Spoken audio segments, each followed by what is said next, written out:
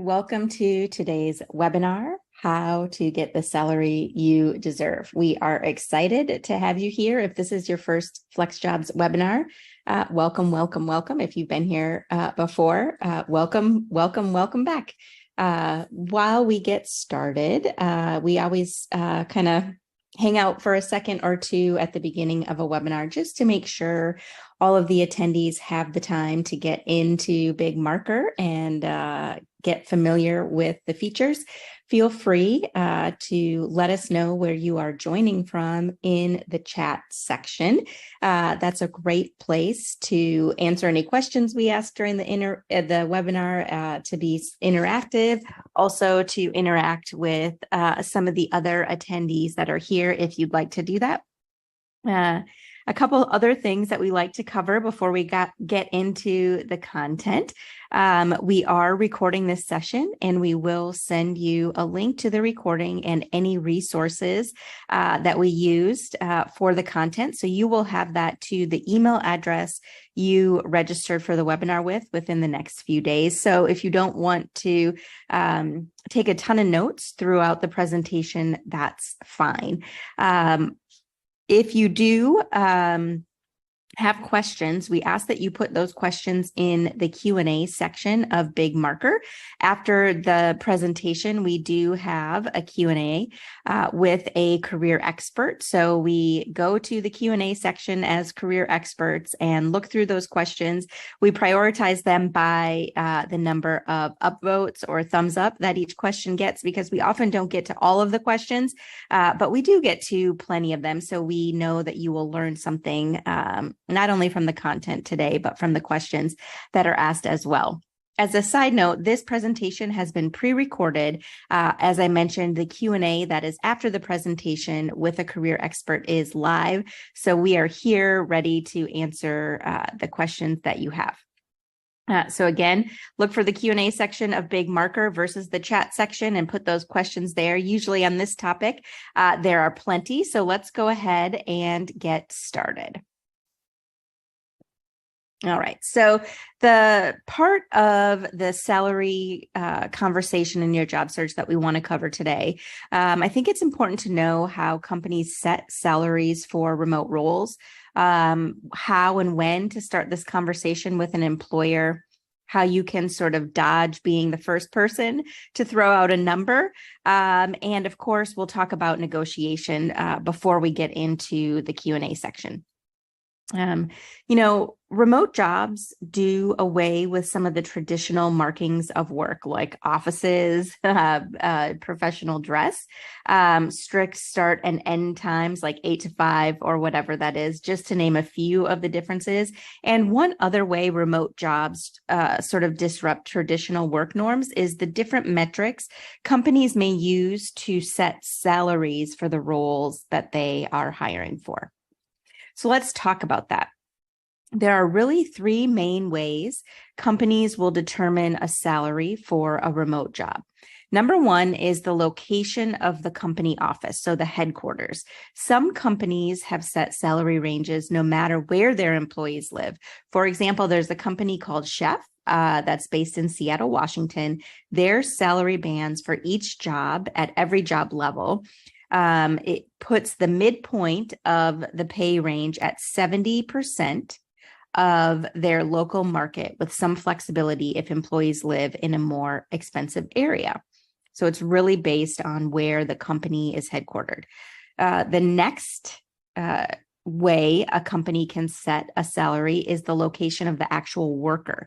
So this allows a company to be cost competitive and draw the best talent pool no matter where they are located. So a person applying for or being offered a job that lives in New York City, or somebody that is applying for a job that lives in a rural area in another state, their salary offer for the same job might be different based on the averages where those folks live.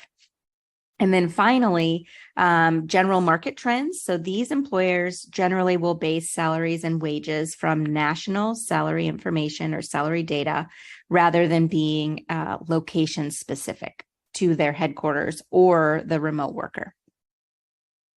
So before you embark on any salary negotiation, and even I would argue before putting a salary expectation on a job posting, it's important that you do some research. So we'll talk about this. So on this slide, you see several different sites that offer salary information or salary data. Payscale.com, salary.com, Glassdoor.com. You may have heard of some of these. Another area to check into is the U.S. Bureau of Labor and Statistics for salary information. Career One Stop has a salary finder as well, and LinkedIn also has some salary information, and different job postings may list salary information as well. So each of these salary calculators gathers data in different ways. So try using more than one of these resources to get a fuller picture. You might have to search for what you think is the best job title if the specific job you're applying to doesn't come up in the results on any of these resources. Be sure to research the salary information according to the company's location, your location, and the national average. So those three ways that we discussed on the previous slide, because this is going to give you 3 salary ranges for each position. So you can be prepared no matter the model the company uses. From this research, you should have the initial requirements to be able to either answer salary-based questions or to initiate the conversation at the appropriate time. And I just want to give a little note on job postings. There are certain states that have pay transparency laws. So if you are in Maryland, Connecticut, Nevada, Washington, New York, or Colorado, most of those job postings are going to list a salary range. If you are not in those areas, a quick tip is to see if you can find the job title in a job posting in one of the states that has a pay transparency law, because that's going to help give you a range or more data as you're collecting your research. All right, so think about this question. Can you guess which part of the interview process is best to bring up salary discussion? So if you want, I'm going to give you a second to put an idea or an answer in the chat. All right, a few of you are participating. Thank you for that. All right, so how many of you think it's a good idea to bring this up in the first interview?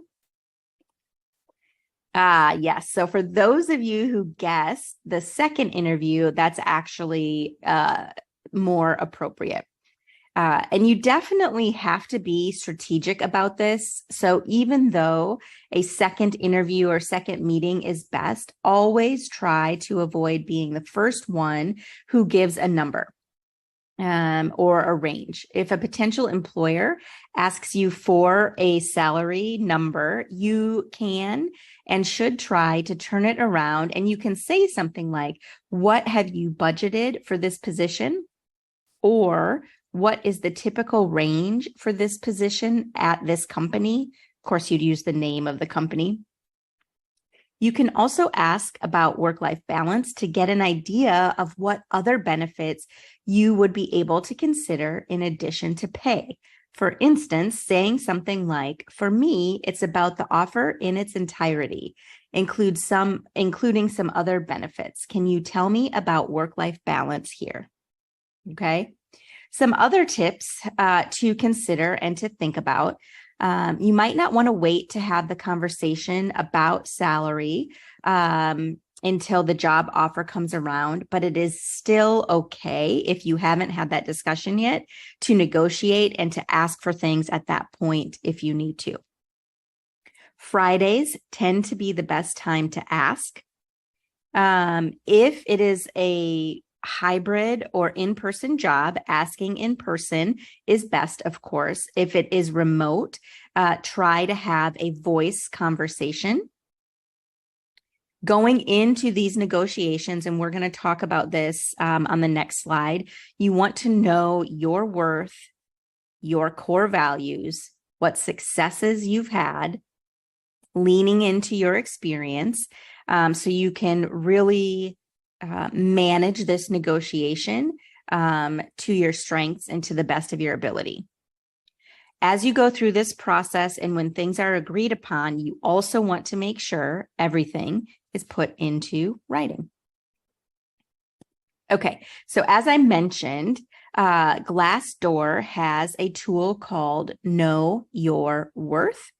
It will help you, and you can calculate the salary based on specific information you put into the tool. So let's look at it. All right, so the Salary Explorer, I put in an example for a remote marketing manager with 5 years of experience interested in a position at United Health Group. You can use, you can add a company here, but you don't have to. I just went through for purposes of this presentation and filled out all of the ranges or the filters. So you would be able to use this information along with any other information you found on some of those other sites I've mentioned today, like PayScale or salary.com or the US BLS. So when thinking about a range you'd be comfortable with for the job, as well as thinking through how you will negotiate once you begin that process. So when you use this Know Your Worth tool and enter the filters, the information that I entered, the average salary is $61,000. So that might not be the exact range for that job, but it helps you establish a personal value or knowing what you are worth based on your experience. And then you can combine that with the rest of the research that you do. All right. So we've done some research, you're going through the process, you're collecting knowledge. And as you start to interview and get to points in the job search process where you are asked about salary and you're not sure how to answer, I'm sure many of us have been in that position. And it is and can be awkward and uncomfortable, but let's talk about some strategies on how you can dodge this question when it comes up pretty early in the process. So like you're in the interview and the interviewer comes right out and asks, I've been asked this a couple times, what are your salary requirements for this role? How can you keep the conversation going without giving anything away first? I think our inclination is to just quickly answer and move on because it's an awkward question and it's awkward to answer without giving the number, right? But let's talk about how you can do that. So first, don't answer, but remain positive. So you could say something like, I'd like to learn more about the position, the responsibilities, and how success will be measured before we talk about salary. And you could say, can you tell me a bit more? Or you could say something like, I'll need to know more about the goals and scope of the position and how it fits into the company in order to be able to discuss salary. All right. So you're just trying to toss the onus back to the interviewer to give you some more information so you don't throw out your salary range right then. You can spend some time reassuring them that you aren't wasting their time. You can add in something like, if all the other pieces fall into place, I'm sure salary isn't going to be an issue. You know, I'm not here to waste your time. I'm sure that if this is a good fit, we'll be able to come together on salary. Another strategy is to pivot the discussion, ask some questions. Can you tell me more about how performance will be evaluated? For now, can you tell me more about the growth potential for this position? And then turning the question around by saying something like, can you tell me about the salary you have in mind for the position? Or can you tell me what you've budgeted for this position? I'm curious, and you can answer this in the chat if you want and share with us. Have any of you tried doing any of these strategies? And as we're getting those comments in. Thank you for sharing. We'll go on to the negotiation part. So you're working through the process, you've dodged, and you did a good job of doing that. And so now you have received an offer and it's time to negotiate. So let's dive into how to negotiate wages as well as even remote and or flexible benefits. All right. So when negotiating or presenting a counter offer, you need to first consider the entire offer, especially if the pay doesn't quite meet your expectations. There might be, besides salary, flexibility, PTO, health and dental benefits, and retirement options, and even other benefits like professional development or other things that companies have decided to do that you want to consider the package in its entirety. You might be able to negotiate things like a hiring bonus, vacation time, an early review with a chance for a pay increase, and or a flexible schedule. So some of these benefits have the potential to save you a significant amount of money throughout the year, like no more commuting. And for some people, a lower salary with important other benefits makes sense. This was always something that I considered personally when I was transitioning to remote work. It was something that I needed. I could not negotiate remote work. It had to be a 100% remote job years ago when I started based on my situation. And so I decided what other things I could negotiate or was willing to move on aside from the remote piece. So it's important that you consider the level of flexibility or remote work you really want and need. And the same is true about the salary. What is your need, your bottom line, your bottom dollar, and your want with salary? To learn about other benefits that are offered, ask during the interview. Hopefully you did, about the work-life balance. We talked about that before. Any other programs or policies. If there are discounts available to employees for things like food, technology, gym memberships, and even travel. You can also, as part of your research, look up work-life balance and flexibility ratings or reviews on Glassdoor. You can also lean into FlexJobs company guide to see what levels of flexibility or remote work are offered at the specific company. And as you move through the process and things are agreed upon, as I mentioned early on in the presentation, make sure that any benefit you agree on is put into writing. Employers do expect some level of negotiation when they offer a job or when they submit a job offer to you. The worst case scenario when negotiating is the company or the person you're dealing with says no. That's the worst case. Jobs offers are not rescinded for negotiation. The best case is you reach a higher salary or you increase or improve the benefits that were offered from the initial offer. A little bit more to talk about the flexible benefits. You know, the pandemic gave a lot of us the opportunity to work remotely. So you can use that as you prepare to discuss how flexibility will benefit the company and your performance. You can speak to your increased effectiveness and productivity if you worked remotely or with the remote work experience you have during the pandemic or otherwise. You don't want to make your discussion about why you want to negotiate for more flexibility or more remote work, the personal reasons being the sole focus, but it is okay to mention them.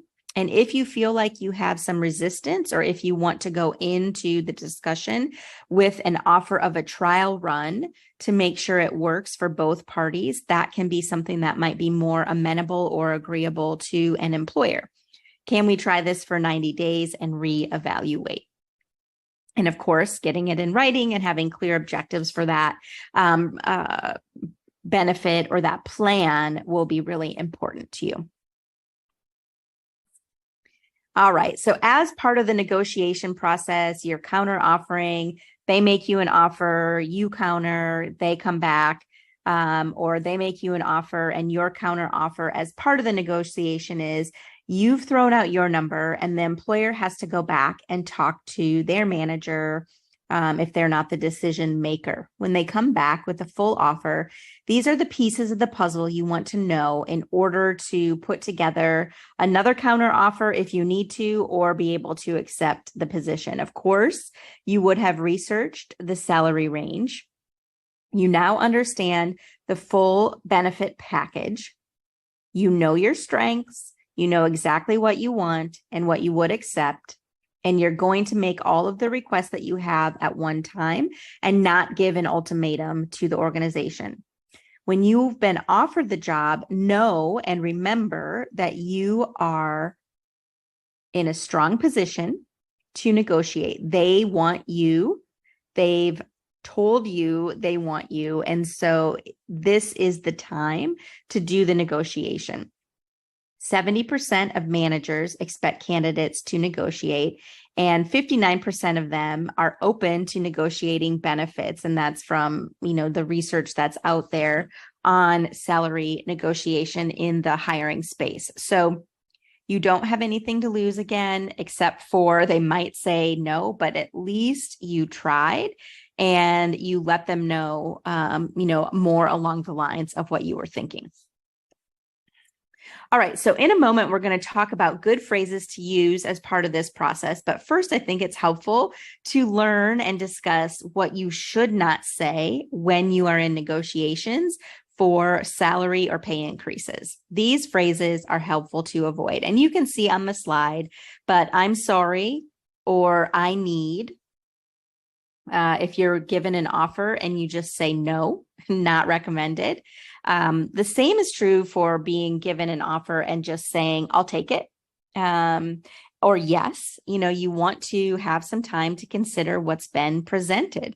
And you want to be confident in this. So saying something like, I hate to ask, but, or saying something like, I want, these things are not as effective as if you are using phrases like this. These phrases on this slide can help you formulate a more adequate response when asked about salary or when given an offer. So you could say something like, based on my research, this is impressive and it impresses your boss or the person who's interviewing you because it tells them you've taken the time to look up what other people in the same position make and with the same education level and years of experience are paid to prove your worth.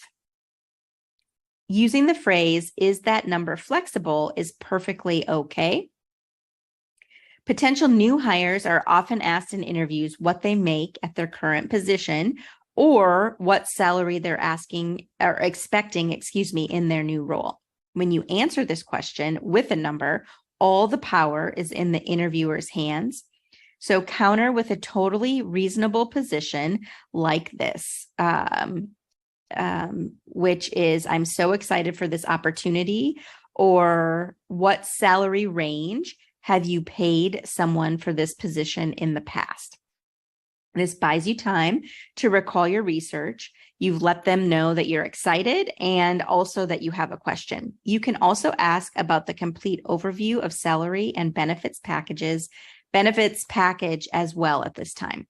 Again, letting them know I'm excited for this opportunity once within the negotiations makes sense. And also one thing that you can do, this is actually not really a phrase, it's just silence. Say nothing until they bring it up and embrace the silence when something is presented. I don't know about you, this part is hard for me, but it can be really effective. All right.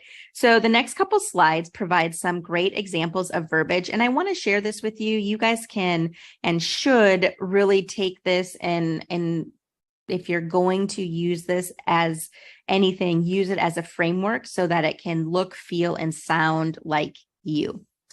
I'm really excited to work here, and I know that I will bring a lot of value.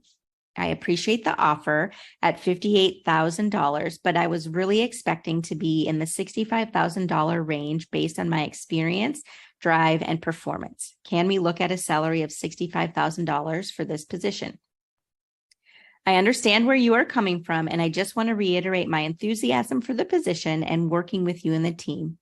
I think my skills are perfectly suited for this position and are worth $65,000. Okay. Couple more examples. These are great. Make sure your wording, again, matches your tone and personality. And the other piece here is practice, practice, practice. Confidence is key. Okay. Confidence is key. I was hoping the salary would be higher. I'm really excited about the prospect of working for your company, so I'm willing to be flexible, but the number I had in mind was this. I think I'm worth this because of A, B, and C value I will bring to the company. And here you're going to bring in some key examples from your previous experience. Another one, as we discussed in the interviews, I have 2 more years of experience and formal training than you require in the job description. I have also demonstrated my capabilities in my last position at my previous company by increasing sales in my division by 25% and personally landed several multi-million-dollar sales. With my expertise, an acceptable salary would fall in the range of $103,000 to $112,000, a bit higher than your offer of $94,000. I can certainly see a future for myself at the company, and I'm confident that I can bring a lot of value. I know that we can come to a mutual agreement on an acceptable salary. All right, so you're bringing the receipts here, and that is important. Okay, so something might happen. You might say something like this, and you might hear a response that you're not so sure of, or that you're not that wasn't what you expected. They didn't automatically say yes. They might say something like, the salary on this position is set by HR. I can't really go up at all. So if you can and you're comfortable, keeping the conversation going is something you might try as well. You can say something like, I understand where you're coming from and what you're saying makes sense. I've spent a considerable amount of time researching the standard salary range for this position. From my perspective, based on my experience level, I do believe that the figure should be a bit higher. Would it be possible for you to share these thoughts with HR and get back to me? So again, it doesn't need to be a negotiation stopping point if they say, I really can't go up at all. This position salary is determined by HR. There are some strategies to keep the conversation going like this. Another one, I can't change the salary, but we might be able to add a little bit more vacation time instead. If that is not amenable to you, you could say, I really appreciate that, and benefits are an important part of the package, but I would be more comfortable if we could find a way to meet in the middle about salary. Is there any way to find flexibility in that number given my experience level and strong credentials? All right. So this is just some example to get your creative juices flowing for how you can sort of keep the conversation going back and forth for a little bit. All right. What do you do next? Of course, the key components to negotiating to get the salary and pay you deserve starts with research. You have to know your value and your worth. And then you need to practice by writing out and formulating language you are comfortable using and practicing until you are confident to go forward with those discussions. And those steps are really going to help make the biggest difference. So let's get into the questions here in just a second. A couple reminders. We are emailing this presentation and resources for you, so you'll have everything in a nice little email. If you have other questions about any part of your job search, please go to the FlexJobs.com blog. There's so much information there, and you will be able to find any other information you have on salary as well. So let's go ahead and get to those questions and see what we have.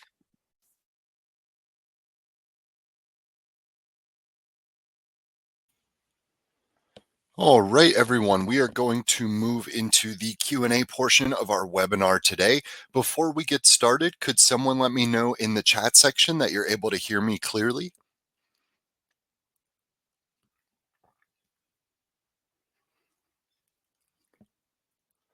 All right, wonderful. Thank you very much. So, my name is Keith Spencer, and I am one of our career experts here at FlexJobs, and I will be answering your questions today. So, let's go ahead and dive into that Q&A section.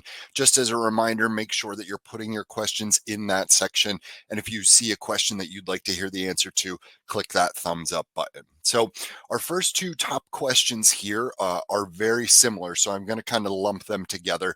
The first one reads, salary requirements are on a lot of applications for jobs. How do you navigate that when it is a required field to even apply? And the next question is very similar. What is your recommendation for the applications that have you list a desired salary range on the initial application? So let's answer these both at once. This is a situation where you really need to lean into that research that the presentation talked about, knowing your worth, looking at payscale.com, salary.com, Glassdoor, Bureau of Labor Statistics, Career One Stop, leveraging those resources to try to find a reasonable sort of market value for someone in that type of role, based on level of experience, based on education, those other factors that can, move that potential range for you. But you also want to think about, what is sort of your budget there. What is going to be kind of the minimum that you need to get by. Obviously, you would want your bottom end of your range to still be a bit above that minimum. But think about your own sort of financial needs, right? Like the bills you have to pay, your mortgage or your rent, things like that. Like, think about what you actually need to get by on, adjust that a little bit because you don't necessarily want to be settling for your bare minimum there, and then set a range that isn't too wide, right? You don't want the range to be, a $50,000 range. You would want to have it somewhere closer to $10,000 to $20,000, but also, be realistic based on the research. You don't want to set something that is so high that they don't take you seriously. You don't want to set something so low that makes it seem like you don't know what you're talking about and you don't understand your own value. So that's why that research is so important. And then, keeping that in mind, list that reasonable range in there. If they provide you with a range in the job description, that makes it a little bit easier, because then, if that range that they provide is acceptable to you, or a salary within their range is acceptable to you, you could then have your own range be somewhere inside that range. But if it's not, you still want to be, sort of realistic in terms of what you expect. You want to make sure that your needs are accounted for financially, and list that range in there. And part of the reason, actually, I'm going to kind of then lump to this next question here in this discussion that we're having. The next question that we have on the list is talking about, being required to provide this salary range to even submit the application, but then sometimes, you won't be considered for that job. How do you then deal with that? You want to think about this salary conversation here as, yes, you might really like this job, you might really like this company, really want to work for them, but if they're not going to fit your financial needs, then nothing in the world is going to make that work. If their salary that they're potentially offering you or giving you, is not negotiable, they don't appreciate your range, and your range is based on research, knowing your worth and your financial needs, then that sometimes that's just not a good fit. And that doesn't necessarily feel good, because you really were excited about that opportunity. But if we're being realistic in what you need to get by just to survive and have the quality of life that you're looking to have, that's something that I think kind of supersedes the desire to work for a company. Because yes, we want to be passionate about our work, we want to enjoy who we're working for, and the work that we're doing, but at the same time, we are working in order to be able to support ourselves and our family and the lifestyle that we want to have. So taking that into account in listing out your salary range, like understanding, like, yes, this range to me is realistic, but it might not align with what they've budgeted for this role. Sometimes that happens, but understand that, you based it on your rationale, on your research, your logical financial planning. So understand that, if they don't accept your range, then maybe it was best that you did not, get into the deeper stages of that hiring process, because then you might have wasted your time. So, again, I know that doesn't necessarily help you deal with that better, or help you deal with the sting of that, or the reality of like, okay, this job isn't for me. That still hurts, but knowing that you're doing what's best for yourself financially, what's best for your family, I think that that does over time put it in a good frame to kind of look at it. So hopefully that was helpful for you. I know I jumbled together three questions there, but all good questions, and I appreciate you all asking those. Okay, so this next question, this person is talking about how they moved from Los Angeles, which most of us know is a really high cost of living area, to a much cheaper rural area.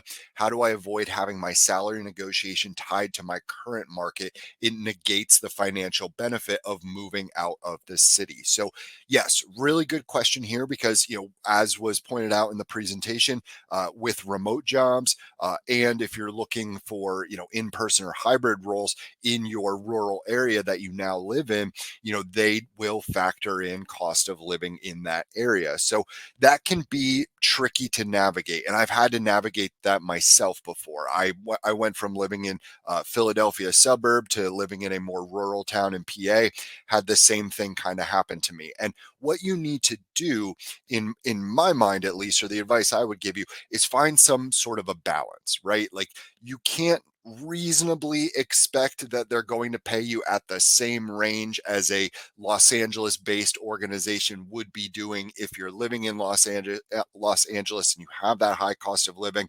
But also too, you don't want to take a giant salary hit just because of cost of living being cheaper in your new area. So you could acknowledge that. That's what I honestly did in my salary discussion. I acknowledged that. I said, I know that the cost of living is much lower in this area. However, based on the experience and the skills that I had, just as was mentioned in the presentation, and sort of the market value for this similar role, I was hoping for something a bit closer than this. Luckily, the company was willing to have a little bit of that give and take conversation with me, and I was able to get to a salary that was in line with what I was being paid living in a higher cost of living area. Didn't have to take too much of a hit there. So you do need to find a little bit of that balance. And if you can find that balance, it still will, it's going to lessen a little bit of that financial benefit of moving out of the city, but it's not going to entirely negate it. You would still be able to save some money. So try to leverage your experience, your education, your market research, all of those things to try to impact their sort of viewpoint on what the salary should be, because they're not going to focus solely on cost of living. They're also going to think about how high quality of a candidate you are. So if you know your worth and throughout the interview process you're communicating your worth, you should be able to try to strike that balance with them. But good question, and that is tricky. And sometimes too, you do find employers are not as willing to negotiate and not as willing to get to the range that you want. But like I said before, sometimes you do need to pass on those opportunities or turn down offers. I've had to do that before in my past as well. It was an opportunity I was really excited about, but the salary was just not reasonable. And so I did have to, politely and professionally decline. Part of me was hoping they would say, wait, okay, we'll move up to this salary that you want. But they did not. So I had to kind of let that opportunity, go, because it just was not financially feasible for me. So I know that salary negotiation and dealing with salary in general is a really tricky thing, but I really recommend for this situation that you're describing to try to find some type of a balance there. Like, acknowledge that cost of living is cheaper and that is probably impacting their offer, but try to get them up a little bit more on that offer by leveraging your research and your experience. Very good question, though, and thank you for asking that. All right, next one here says, I have more years of experience than 95% of all the jobs for which I've applied. I'm assuming you mean, sort of the level of experience that they're asking for. How can I leverage this during the negotiation conversation? Really good question. So, one of the things that you want to think about, and this kind of starts before the negotiation. It's great to say, like, listen, I have 95% more experience than what you're looking for, or a lot more experience than what you're looking for. But just saying that you have more experience, that's not incredibly impactful for them. So you want to think about how you are presenting that experience and what you bring to the table throughout that interview process. You want to make sure that you are really hammering home why that experience that you have, that greater level of experience you have, is going to matter. So, think about your audience and their needs. Hopefully, and I don't mean to get into, interviewing necessarily, but this is relevant to your question here. Hopefully, you did some research on the company, on their competitors, on their market. You paid careful attention to the job description, and during the interview, you have painted for them a clear picture of how you are able to help meet their needs. Because, the interview, yes, it is about you, but really it's about them and how you can help accommodate and meet their needs and bring success to their organization. So leverage that experience by thinking about, okay, what has this experience brought me?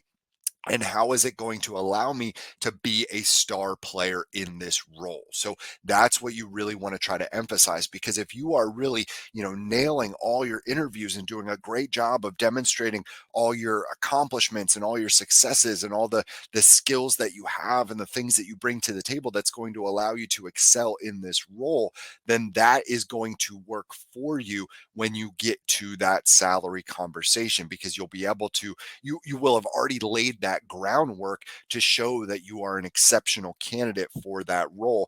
And then you can leverage that and their desire to have you in that role in that salary conversation. So it's not, it's great to have that higher level of experience, but just saying I have more experience than what you're looking for is not enough. You need to have painted that picture for them, because somebody can work in a role for 30 years, but that doesn't necessarily mean that they're exceptional in that role. So you need to make sure that you are taking that time to demonstrate why you are exceptional and how you can recreate, those successes and achievements in a way for them that is going to really make them want to bring you in, because they see the value in you and they see your worth. So knowing your worth, communicating your worth, and then leveraging that during the negotiation conversation is my best advice for that question. So hopefully that was helpful for you. And I thank you for asking that.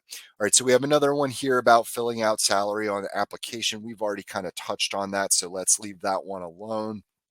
Let's see. So this person is asking that they've heard that after 3 contract renewals, you have some of the legal protections that come with a full-time job, including severance pay. So I am not a legal expert, and in terms of labor laws that I am aware of, contracts, freelance contracts or 1099 or contracts, things like that, it is not my area of expertise. So my best advice here is talk to someone who has a bit of a legal background in terms of employment law in your specific state, because employment laws can vary state to state and can vary pretty widely state to state. So do some research on your own. If that research is not not yielding a lot of good results, maybe try to talk to an employment legal expert within your area to see what advice that they would have. What you are saying makes sense. If they are continuing to renew your contract, it would make sense that you at least have more of a leg to stand on in terms of negotiating for a more favorable contract when the next renewal comes up. But I'm not sure. It's going to depend on what kind of employment laws are in your state in terms of legal protections that you might have. So sorry I can't answer that more thoroughly for you, but hopefully that advice is beneficial. Okay, let's go ahead and move on to our next one here. Okay, another good question here. So, how do you leverage your experience when you might be concerned about age discrimination? Really good question. Age discrimination is a common concern that we hear from job seekers. So, my advice here is, don't necessarily paint the picture for them, like I was talking about earlier, in terms of leveraging your experience in number of years. Think about it in the things that you have done, the successes you have achieved, things like that. So, when just some basic background on age discrimination here in terms of avoiding it in the hiring process. You want to list on your resume the most recent experience you've had. Go back about 10 to 15 years in terms of your depth of experience there. You can list some additional roles on your resume in an additional related experience section where you're perhaps omitting the dates so that they are not doing their mental math and trying to figure out how old you are and letting their either conscious or unconscious bias impact their hiring decisions there. So when you are talking about the type of experience you have, don't necessarily say like, well, I have 25 years of being a supervisor in this field. Instead you could talk about, I have extensive experience doing X, Y, and Z as a supervisor. Talk about the successes, the achievements, the good things you've learned. Think about it in terms of their needs, like I was talking about with the job description. Make sure you're connecting everything back to the role. So don't focus on the years of experience, focus on what that experience has brought you. And you could, if you wanted to throw the years in there, especially if they have it listed in the job description, you could say I have over 10 years or I have over 15 years of experience doing X, Y, and Z. But you don't need to say, well, I have 28 years of experience doing this. You could just be a little bit more general there. But again, focus on what that experience has brought you and how it's going to allow you to excel in that role. That would be, my best recommendation there. Okay, so I know we still have some questions to get through, but we are a little bit over our time here. So we're going to go ahead and draw to a close. I do apologize that, I wasn't able to get to everyone's question. A lot of good questions here, though. I really appreciate everyone taking the time to join us, taking the time to submit those thoughtful questions. Hopefully you got some good information through the presentation and the Q&A. Again, really appreciate you all taking the time to join us. Hope you will consider joining us for a future webinar. And I wish you all the best of luck going forward. Take care.